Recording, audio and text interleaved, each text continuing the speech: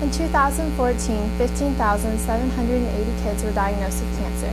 Approximately 3 billion people lived in poverty, and on June 4, 2014, 415,129 kids lived in foster care. This is the reality of our world. It's imperfect. People struggle, suffer, and fight. But if all it takes is one person to show compassion to another person, and as Muhammad Gandhi said, in a gentle way, you can shake the world.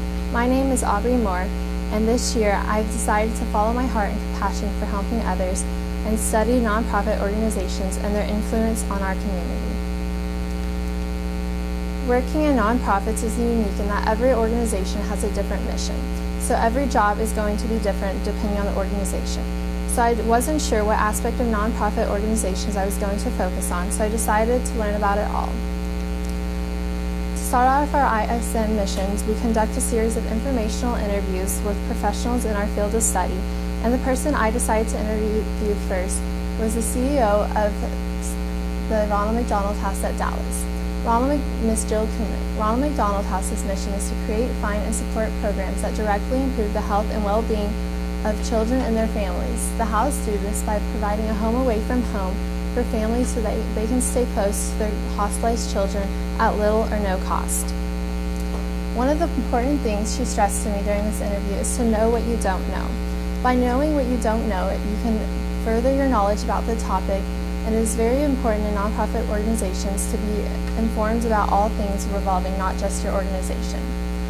The second thing she stressed was during organizations often have mission drift. A mission drift occurs when people veer from their mission and try to help in other areas.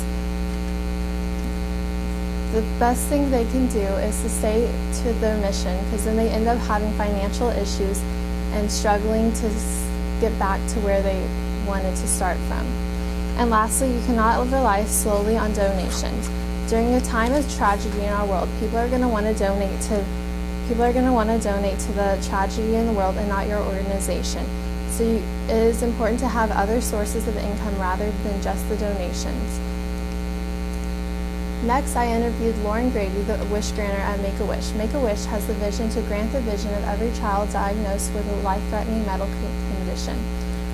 She stressed the importance of being transparent about where their money is going. Donors want to know what their money is doing, how it is making a difference in the lives of people. So it is important to keep them updated and tell them what their money is doing and how it is helping people. And lastly is to be in the best interest of the child.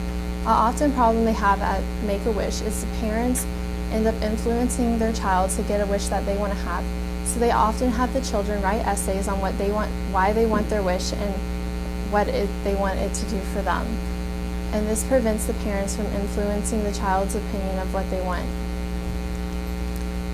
My third interview was with Lindsay Speed, the Director of Programs at Traffic 911. Traffic 911 exists to free youth from sex trafficking. They do this through a three-pronged method where they prevent, educate, and empower young women who have been involved in sex trafficking. She said one of the most difficult aspects of nonprofit organization is fundraising. At Traffic 911, they constantly struggle to find the next source of money, and so they're constantly having donations and having to plan the next fundraiser. Lastly is handling traumatic situations. In nonprofits, you're going to come across many people who have struggled and faced these tragedies. And it is important to be compassionate, but it's also not important to not get too emotional and connected to the situation. You have to be able to be strong for these people and help them through their hard times and not make it harder on you or them. My fourth interview was with Ms. Priscilla Haros, a bilingual case manager at Frisco Family Services. Frisco Family Services aims to help members of the community who are facing hunger, homelessness, and other urgent needs improve their quality of life and achieve self-sufficiency. Ms. Haros said one of the most difficult aspects of her job is that you cannot help everyone. There are going to be times where you have to turn people away, but you can't take it personally, and you have to move on and think about all the good things you can do. And following that, she said, care but don't carry. You have to keep your work and personal life separately. As people of nonprofit organizations, you tend to be very compassionate and you want to help everyone. And when you can't, you also often take it personally on yourselves. So work needs to stay work, and your personal life needs to stay personal life. My fifth interview I'm conducting with Diane Marquise, the Executive Director at Friends of Wednesday's Child. Friends of Wednesday Child works to transform the life of children in foster care through education. After that, I conducted research assessments to extend my research and my knowledge of the nonprofit organization world. The first thing I did was conduct a research assessment on the career outlook. I looked at the careers in nonprofit and humanitarian aid-related jobs, and unfortunately there will be suffering and people in this world will need help forever.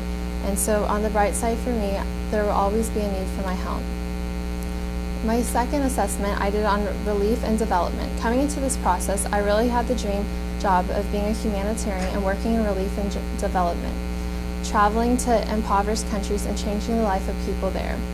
With the help of this assessment, I realized that this was an ideological thinking and came to the conclusion that focusing on stable nonprofit jobs would be much more suitable for my life in the long run. Next, I looked at how to raise money for nonprofits. Following all my interviews, I came to the conclusion that fundraising was one of the most difficult aspects of nonprofit organizations, and getting enough money to continue the mission of the organization. So I looked at different ways to receive funding, gain donors, and get grants. Following my interview with Traffic 911, Ms. Lindsay Speed, I became very passionate about human sex trafficking. Going into this interview, I had no idea that it was such a big issue in Texas, and in fact, Texas is the second growing largest state in the U.S. for sex trafficking, and approximately 500 kids every day are missing due to sex trafficking.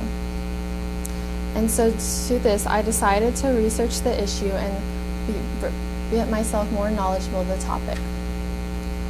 After that, I looked how to launch a successful fundraising campaign, which discussed the use of social media platforms to promote your campaign, setting realistic goals, and being engaged to your supporters, along with the help of more strategies. Lastly, I researched foster children's education. Education is a deciding factor in whether a foster child is going to be successful in life or not. And a lack of education can lead to foster children ending up homeless and into crime. After all my interviews, I realized that fundraising was a main issue in nonprofit organizations. So for my original work, I've decided to do an online silent auction fundraiser to raise money for an organization of my choice. The problem I see with traditional event fundraising is that the fact that there is always a set date, place, and time. If an individual is unable to attend on the designated time, the organization misses the possible contributions from that person. Secondly, you are generally limited to the people only in which the event will be occurring. Lastly, you are restrained by a set time frame in which the event runs for people to donate. So I see by having an online fundraiser, it eliminates the inconvenience of having a set date, time, and place. It can reach people across all the nation and give them the opportunity to donate. And by having an item to auction off rather than just having people donate, it gives incentive for people to donate their money. It's taken me many years to learn that everyone has the power to change and restore hope to people who have long lost their hope. My hope for ISON is that this is only the beginning of my story of how I shook the world.